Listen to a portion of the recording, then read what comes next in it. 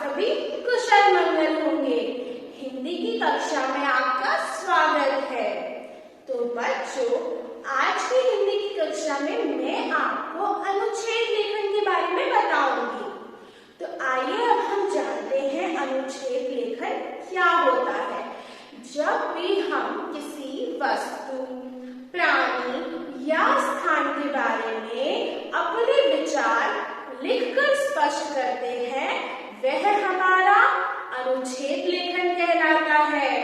एक बार फिर से मैं दोहराती हूँ। जब भी हम किसी वस्तु, प्राणी या स्थान के बारे में अपने विचार लिखकर स्पष्ट करते हैं, वह अनुच्छेद लेखन कहलाता है। मैं आशा करती हूँ कि अब आपको अनुच्छेद लेखन क्या है यह समझ में आ गया होगा।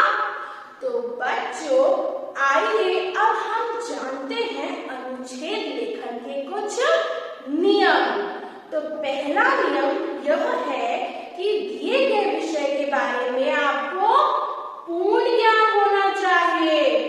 दूसरा कि वाक्य हमेशा क्रमानुसार होनी चाहिए। और तीसरा, जो भाषा हम लिखते हैं अनुच्छेद लेखन में, वह वाक्य सरल और स्पष्ट होनी चाहिए। और चौथा कि वाक्य बड़ी नहीं होनी चाहिए, वाक्य छोटा होना चाहिए।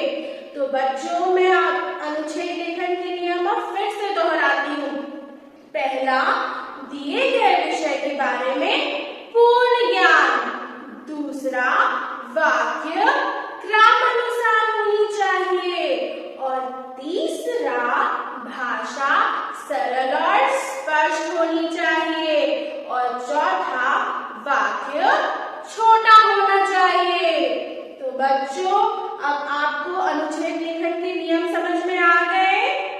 तो आइए अब हम आज के कक्षा कार्य में अनुच्छेद लेखन, जिसमें कि हमारा शीर्षक है पालतू पशु, वो लिखेंगे।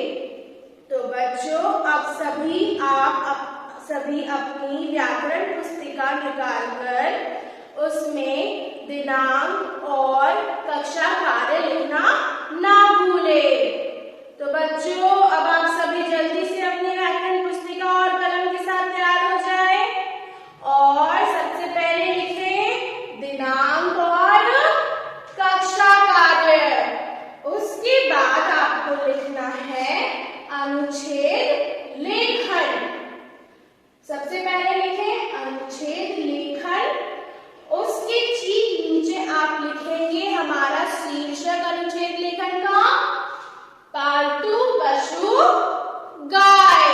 तो सभी बच्चे लिखें पालतू पशु गाय। ठीक है। तो बच्चों, जैसा कि आप शीर्षक देख रहे हैं कि आज हम किसके बारे में लिखेंगे?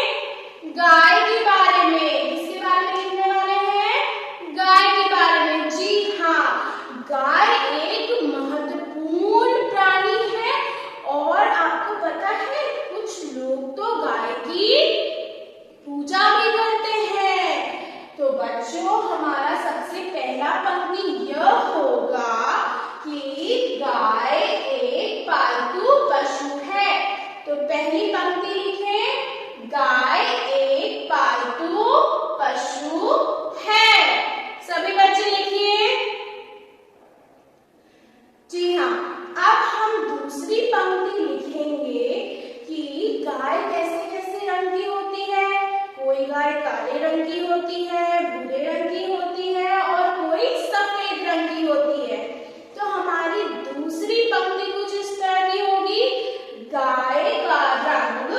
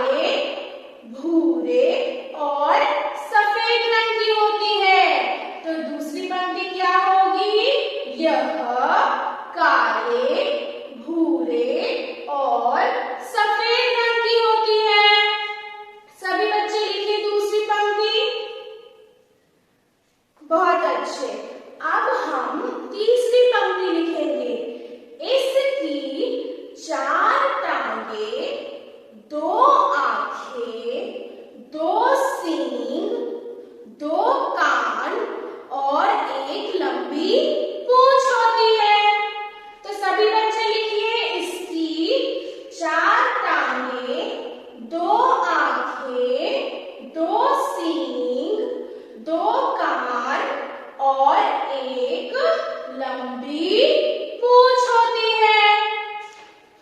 और अब हम चौथी पंक्ति यह लिखेंगे कि गाय हमें दूध देती है। तो सभी बच्चे लिखें चौथी पंक्ति, गाय हमें दूध देती है। चौथी पंक्ति लिख लिया आपने। अब हम अपनी पांचवी और आखिरी पंक्ति लिखेंगे। इन सभी पंक्तियों को लिखने के बाद आपको यह समझ में आ गया होगा कि गाय कितना महत्वपूर्ण प्राणी है। तो हम अपनी पांचवी पंक्ति यह लिखेंगे, गाय एक महत्वपूर्ण प्राणी है। तो सभी बच्चे लिखें, गाय एक महत्वपूर्ण प्राणी है। तो बच्चों, इस तरीके से हमने अपनी 5 पंक्तियां लिख ली है। आशा करती हूँ कि आपको आज की कक्षा अच्छे से समझ में आई होगी। धन्यवाद।